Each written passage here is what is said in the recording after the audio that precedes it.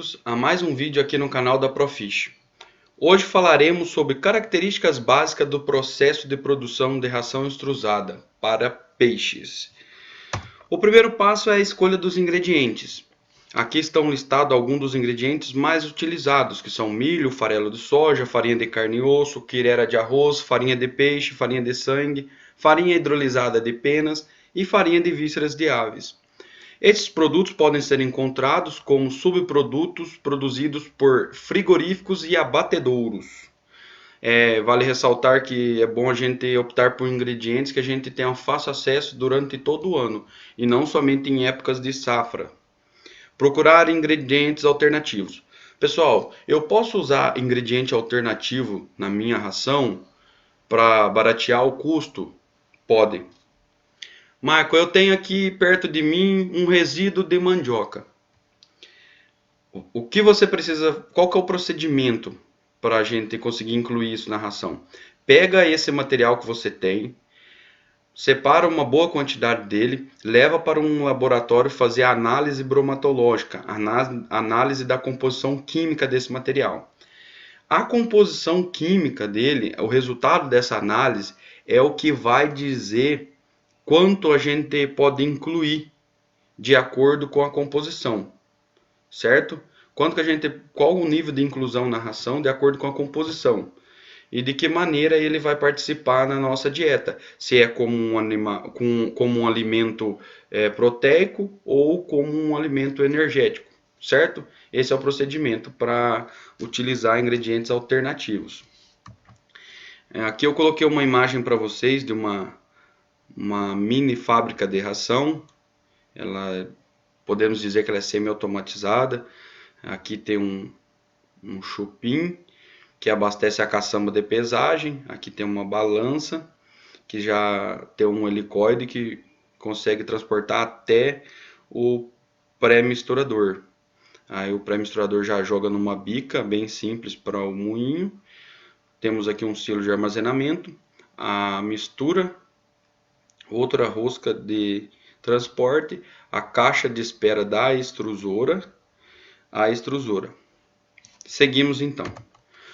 Mãos à obra. Escolhidos os ingredientes, vamos fazer a pré-mistura.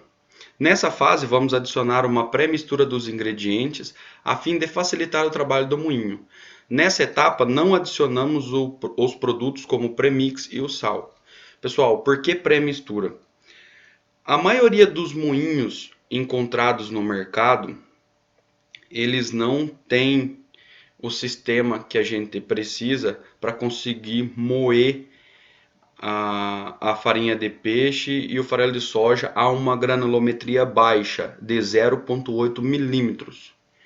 Então, a gente precisa usar um artifício que é a inclusão do milho em grão junto a esses outros ingredientes para que a gente consiga facilitar o trabalho do moinho. Porque o milho em grão ele vai limpando a peneira do moinho e assim a gente consegue um trabalho mais eficiente.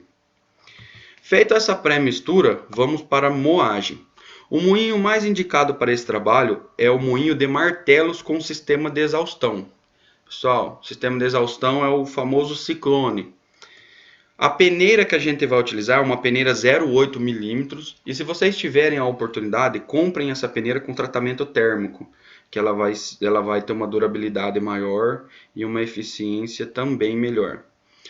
Há uma possibilidade, pessoal, da gente fazer uma pré-moagem em peneira 2 milímetros ou 3 milímetros e depois fazer a moagem na 0,8 milímetros. Para que a gente faz isso? Para não forçar tanto o equipamento. Mas quem quiser pode fazer direto a moagem em 0,8 milímetros. Aqui está um exemplo de moinho, vocês conhecem bem esse modelo. É um modelo que eu recomendo, tá? Não vou ficar falando marca nem modelo aqui, porque a gente não está ganhando nada para isso. Mas é um modelo muito bom. Eu sempre tenho utilizado eles. Aqui está a peneira que eu comentei para vocês, que é a peneira 0,8 milímetros. E aqui explica o sistema de martelos. Esse é o sistema de martelos, certo? Então a moagem deve ser feita em peneira 0,8 milímetros. Quanto menor a granulometria, melhor o acabamento da extrusão e o cozimento dos ingredientes. Após a moagem, só voltar aqui, pessoal. Nessa parte aqui de pré-mistura, eu deixei como bônus para vocês uma fórmula de ração de tambaqui, tá?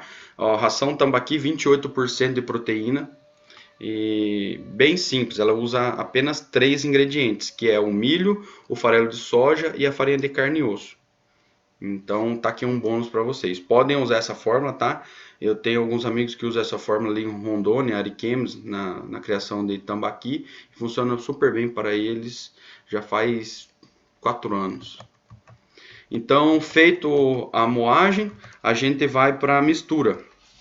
Nesse momento, a gente vai adicionar aqui o premix e o sal. Pessoal, por que é necessário fazer uma pré-mistura e depois uma mistura? Eu não aconselho adicionar o premix e o sal na pré-mistura.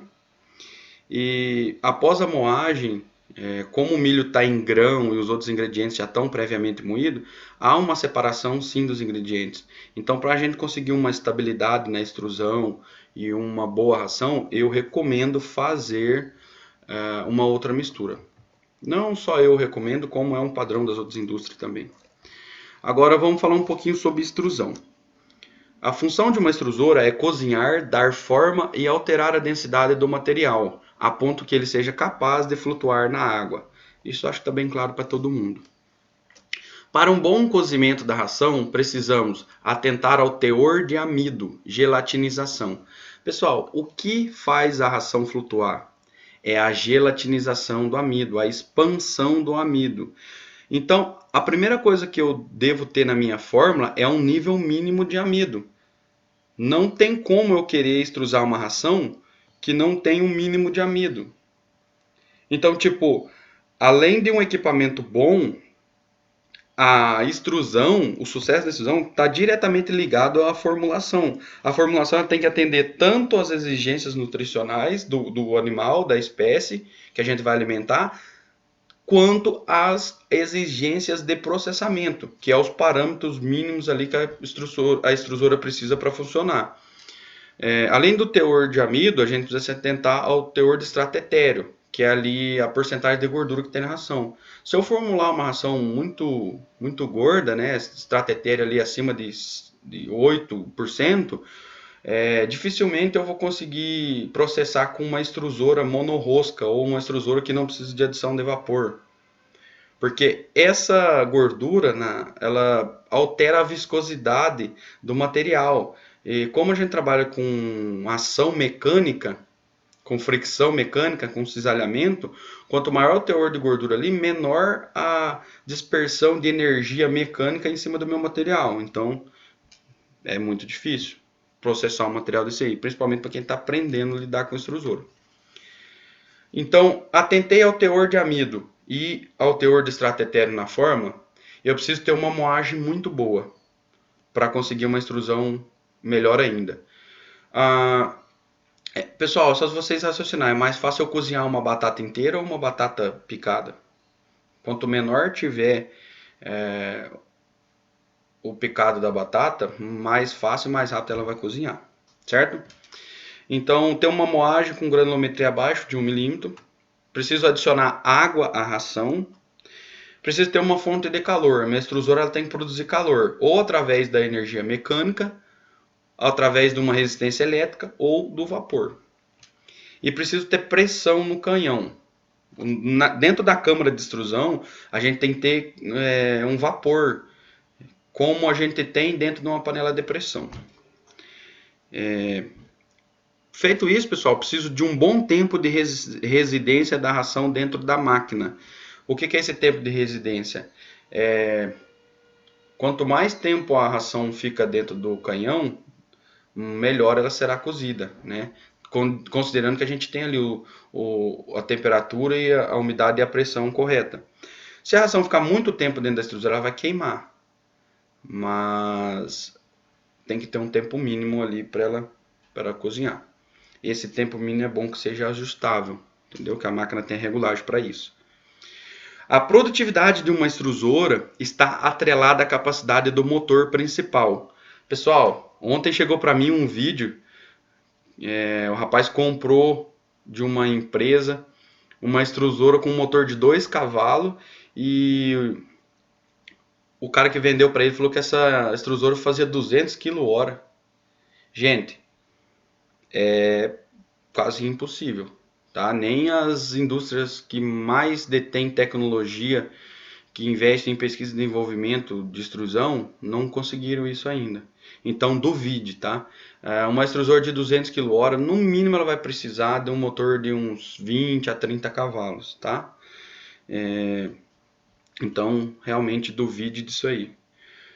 Boa condutividade. Então, a produtividade de uma extrusora está atrelada à capacidade do motor principal, boa condutividade térmica do aço, do ferro. O que é isso, pessoal? A extrusora tem que ter um material, um aço nela que consegue transferir calor com eficiência.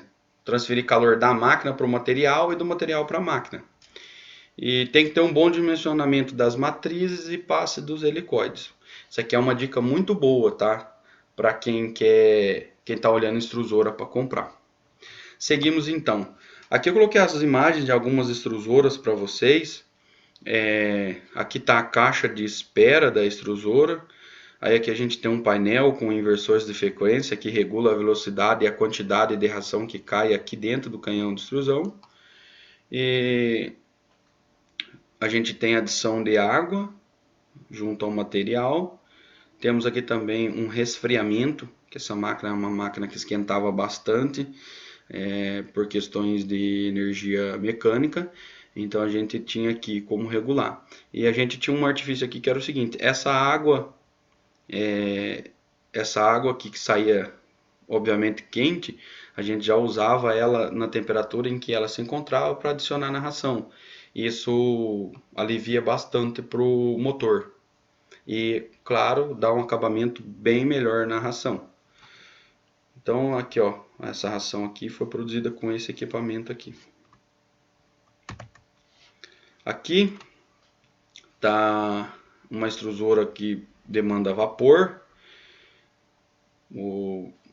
Essa aqui é uma extrusora que demanda vapor, que está o condicionador. Quando tem esse condicionador aqui, pessoal, como funciona? Isso aqui é um dispositivo que ele pré-aquece a mistura e já homogeniza ela, já mistura a água e muitas das vezes já faz um pré-cozimento. Então, a hora que cai dentro da câmara de extrusão, vamos dizer que, entre aspas, esse material já está mastigado. Então, tendo isso aqui, a gente consegue uma melhor qualidade e uma melhor produtividade. Aqui está as partes das extrusoras, para vocês conhecerem um pouco. Isso aqui a gente chama de helicoide, né, de eixo de extrusão. Aqui tá os moldes, né, a gente chama de matriz. Ó, pessoal, isso aqui é bem importante, ó. De acordo com a área em milímetros quadrados do furo, a gente tem ali a determinação de quantidades, né? Se eu tenho um furo maior, eu vou ter menos quantidade desse furo. Se eu tiver um furo menor, tem que ter um número maior de furos. Aqui está o que a gente chama de câmara de extrusão. Essas seções aqui a gente chama de canhão. Ali a gente chama de rosca, de helicoide, tudo mais. Secagem e resfriamento. Para quem vai fazer a própria ração para utilizar na piscicultura, eu acho que um bom resfriador já basta, tá? O resfriador trabalha utilizando a temperatura do ambiente, ou seja, o ar é puxado para dentro do resfriador. Por isso é importante que um ambiente de trabalho tenha uma troca regular de ar, que haja um fluxo nesse local para que não circule ar quente dentro do processo de resfriamento, que poderia ocasionar a formação de condensado dentro do resfriador. Eu coloquei duas imagens de dois modelos comuns de resfriadores, né? Esse aqui ele é até a gás, né? Ele usa fogo, ele é quase que um secador de verdade. Ele é um secador, né? E esse aqui é bem simples, o pessoal pode fazer a partir de tambor. Então é bem tranquilo. Aqui tá duas imagens mais caprichadas para vocês verem. Ó, nesse primeiro cilindro aqui a gente pode adicionar fogo e ar e fazer a secagem, daí ele cai aqui para baixo e aqui a gente faz o resfriamento. O que vai definir se eu vou precisar secar é o tempo que eu preciso armazenar, tá bom, pessoal? Se a gente precisar armazenar por mais de um mês, a gente vai precisar secar, tá? Para armazenar mais de uma semana, a gente precisa fazer um resfriamento muito bom, ou talvez até no mínimo uma secagem ao sol. E para armazenar mais que isso, a gente vai precisar sim, tá? Pessoal, esse vídeo está ficando muito longo e eu sei que vocês não gostam de vídeos longos, então eu vou encerrar por aqui. Foi uma visão geral sobre as características do processo de produção e a gente vai fazer mais vídeo abordando cada particularidade aqui de cada equipamento e de cada etapa de processamento. Certo, pessoal? No mais é isso. Muito obrigado. Qualquer dúvida, deixa aqui nos comentários.